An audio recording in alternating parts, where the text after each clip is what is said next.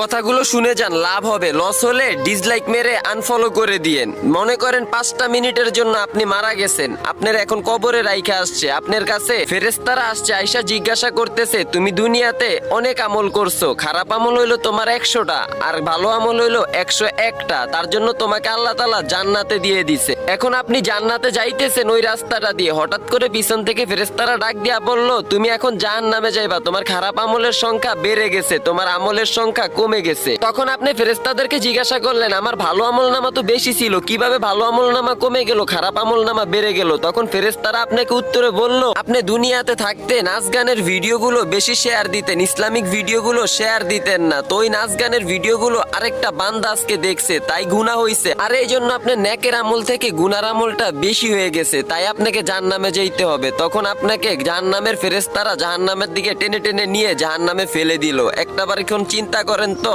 আপনি এই যে এখন ইসলামিক ভিডিওটা দেখলেন, এত শিক্ষণীয় বিষয়গুলো বললাম, তারপর ওই ভিডিওটাতে একটা লাইক না দিয়া চলে যাবেন। ভাই দুনিয়াতে এমন কিছু করেন ভিডিওর মাধ্যমেও জান্নাত পাওয়া যায়। ইসলামিক ভিডিওগুলো সাপোর্ট করেন, নাচ গানের ভিডিওগুলো সাপোর্ট করে আরেকটা মানুষকে দেখার জন্য সুযোগ করে দিয়েন না ভাই।